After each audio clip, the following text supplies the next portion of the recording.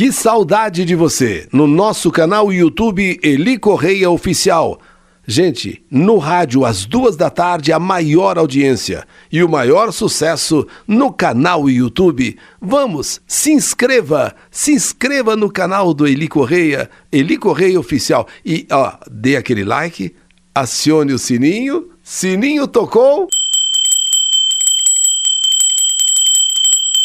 É mais uma postagem no nosso canal YouTube Eli Correia Oficial. E baixe o nosso aplicativo, o aplicativo Eli Correia, a rádio Eli Correia, e acompanhe as nossas lives. E agora, no canal YouTube Eli Correia, o ciúme doentio e fatal. Meu cunhado Ronaldo sempre foi um homem muito ciumento, extremamente ciumento. Porém, nos últimos tempos, ele passou a ter um ciúme doentio, um ciúme obsessivo. E tudo era motivo de implicância, tudo era motivo para acusações, acusar a minha irmã de traição. Motorista de caminhão, em suas viagens, ficava preocupado que a minha irmã saísse com outro homem. E sempre quando voltava de viagem, ele ficava especulando se ela tinha saído com alguém, se tinha conhecido outro, coisas assim, sabe, bobas, estúpidas. Minha irmã, que sempre foi uma moça bem bonita, mas muito bonita mesmo, linda, mas tinha por ele, marido, pelo meu cunhado, muito respeito. Um respeito enorme. Porém, minha irmã estava ficando, por assim dizer, de saco cheio, com tanta desconfiança, sabe, com tanto ciúme. E as brigas cada vez maiores. Cada vez mais as brigas aconteciam entre os dois. E sempre com ele acusando a ela, que se ela fizesse isso, que se ela fizesse aquilo, olha, ela não tinha ideia do que ele era capaz de fazer. Foi quando, na última viagem, ele sonhou que ela, naquele momento em que ele estava na boleia do caminhão, ela estava com outro na cama. Acho que tanta coisa dele pôr na cabeça, dele ficar pensando, que ele sonhou. Ele estava dormindo na boleia e sonhou que naquele momento a minha irmã estava com outro. Que ela estava com outro na cama, e ainda mais, na cama deles. Olha só o que passava pela cabeça do meu cunhado. Esse homem procurou um jeito de, na madrugada, ligar para casa. Mas vejam como é o destino. Coincidentemente, neste dia em que meu cunhado sonhou, dormindo na boleia do caminhão, lá onde ele estava na sua viagem, sonhou que a minha irmã estava com outro na cama deles. Ele o que faz? Então, era madrugada, ele tenta ligar para ela. Ele tenta ligar, mas a minha irmã havia levado o filho do casal, o filho de 5 anos, no pronto-socorro. E este homem, meu cunhado, lá onde ele estava, ele ficou louco, ele ficou doido, ele estava simplesmente tomado por uma coisa assim, porque ninguém atendia o telefone. E o celular da minha irmã, outra ironia do destino, o celular da minha irmã com a bateria descarregada. De um lado ele tentava o celular, não atendia porque a bateria estava descarregada. Do outro ele tocava o telefone fixo, a minha irmã não atendia porque tinha levado o menino de madrugada para o pronto-socorro. O menino teve de tomar soro, o menino teve que ficar em observação. E isso demorou 3, 4 horas, a madrugada toda, até o dia clarear. Quando então ela voltou para casa. Por pouco o menino não ficou internado, por muito pouco.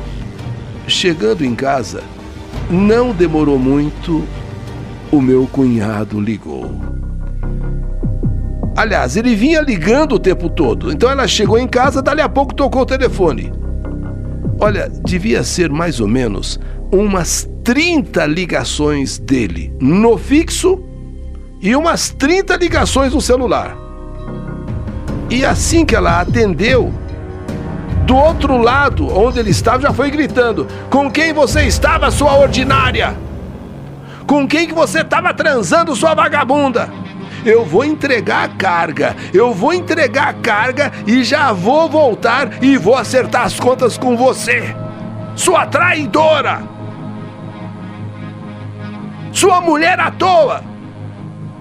A minha irmã não conseguia explicar a ele que tinha levado o menino ao pronto-socorro. Ele não dava chance, ele não deixava ela falar, ele não deixava ela contar o que tinha acontecido, porque só ele falava, aliás, só ele gritava: grita, você vai pagar, você vai pagar, você vai pagar caro. Ele gritava: mentirosa, mentirosa. Quando a minha irmã também gritou: mas eu levei o menino tá doente. Eu sei qual é a doença, eu sei sim qual é a doença, eu sei, mas você vai pagar caro, você vai pagar caro. A minha irmã não sabia o que fazer. Enquanto durasse essa viagem de volta, ele provavelmente viria se martirizando, viria remoendo a suposta traição que a minha irmã teria cometido, o que na verdade não foi isso, não aconteceu nada disso. Então ela já ficou pensando de como é que ele chegaria. Ela estava com medo, ela estava com muito medo até de acontecer um acidente com ele na estrada, do jeito que ele vinha com a cabeça, e medo na hora que ele chegasse, se tudo corresse bem na viagem, do jeito que ele iria chegar. A viagem de onde ele estava em casa até a casa da minha irmã demoraria, olha, brincando, umas 16 horas. 16 horas. E olha, ela ficou nesse tempo todo imaginando como é que estaria a cabeça do marido. E ele, desde então que deu aquela gritaria toda, não ligou mais. Quer dizer, ele deveria estar cozinhando aquilo dentro dele. Quando então, 16 horas mais ou menos, daquilo tudo que tinha passado, ela escutou o caminhão chegando. Ela tremeu. Como é que ele vai chegar? Qual é o estado dele? Quando ele estacionou o caminhão, ela sentiu um frio na barriga, como se já estivesse esperando pelo pior. Ela imaginou que teria tempo de explicar. Ela pensou que ela poderia convencê-lo da verdade. Mas, do jeito que ele desceu do caminhão, ele já veio, sabe, bufando. Ele já veio endemoniado. Ele veio assim, sabe? Nessas alturas, o menino já estava bom. Afinal, 16 horas, quase 2 dias, e o menino foi medicado, o menino foi bem cuidado. Nessas alturas, o menino estava bom. Quando então ele chegou, ele nem olhou para a cara da minha irmã. Cadê o moleque doente? Eu quero ver o moleque doente. Cadê o moleque doente? Mas espera um pouquinho. Não tem explicação. Não quero saber de mentira. Cadê o moleque doente? Claro, o moleque não estava mais doente. Criança é assim. Se está doente, ele fica caidinho. Mas se melhora, da hora para outra, ele já fica esperto. E estava assim. O menino estava bem, estava correndo para cá, para lá. E minha irmã pedia a ele calma. Calma, que ela ia explicar. Calma, eu vou explicar. Calma, pelo amor de Deus, calma. Quando então não houve tempo. Ele estava tão perturbado. Ele veio sabe, com aquela coisa a viagem inteira, com a ideia fixa da traição, ainda mais porque ele sonhou, olha que coisa, ele sonhou. Quer dizer, quando menos se esperou, ele matou a minha irmã.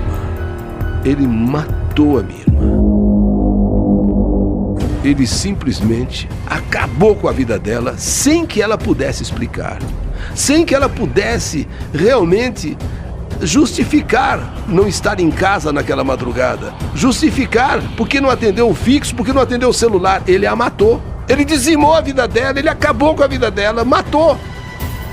E depois disso, subiu no caminhão que nem um doido e tentou fugir. Enquanto o menino gritava, e os vizinhos que ouviram a briga, os gritos dele, a minha irmã tentando acalmá-lo, tentando explicar, e agora ouviam os gritos do menino, o menino chorando, e vendo meu cunhado fugindo, foram ver o que tinha acontecido e se depararam com a minha irmã ensanguentada e caída no chão. Imediatamente ligaram para a polícia, deram as características do caminhão, as características dele, e viaturas foram atrás. Não demorou, não muito longe, alcançaram e deram voz de prisão. Neste momento ele não reagiu. Baixou a cabeça, encostou o caminhão, baixou a cabeça, desceu, se entregou. Levado algemado à delegacia. Sim, diante do delegado, ele caiu em si e começou a chorar.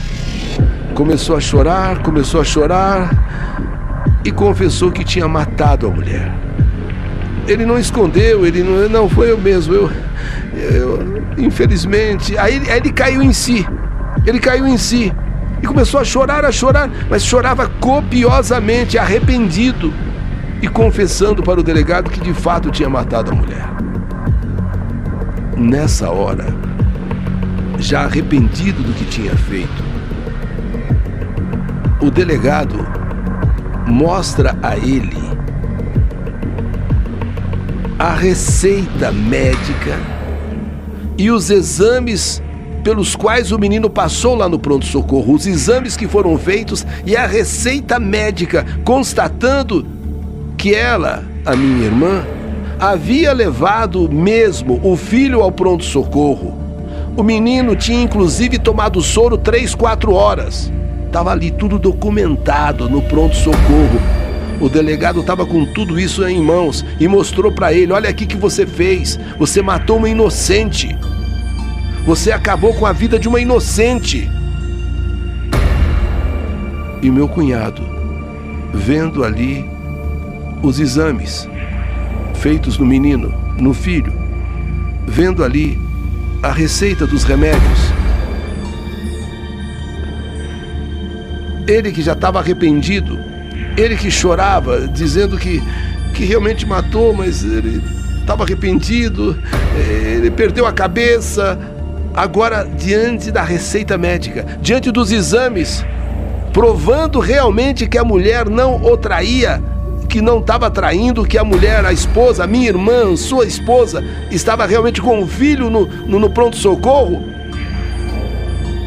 ele olha assim, e sem palavras, e sem acreditar em tudo aquilo que estava ali na frente, em tudo aquilo que tinha acontecido, ele começa a passar mal. E de repente leva a mão ao peito.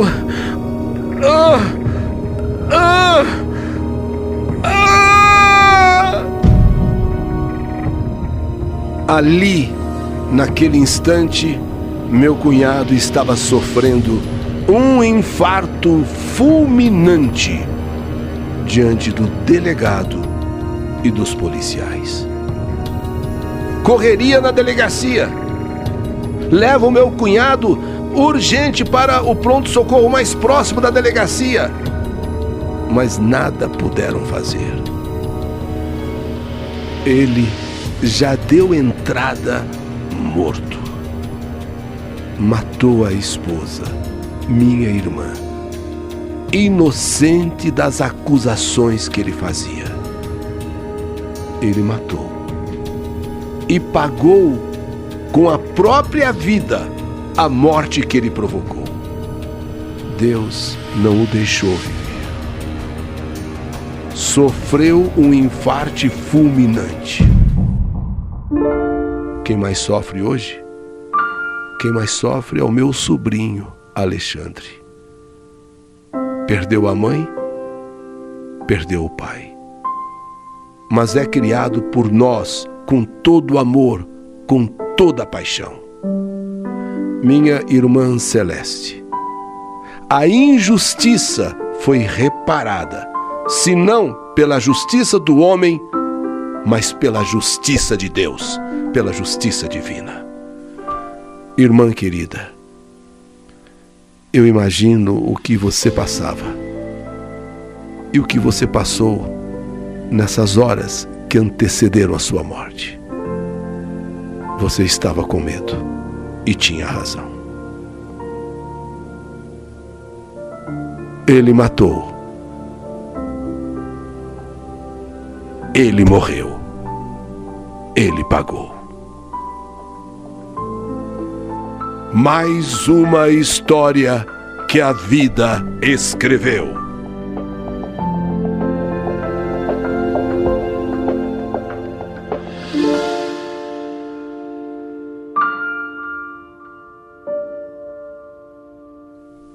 O ciúme doentio e fatal. História do canal YouTube Eli Correia Oficial.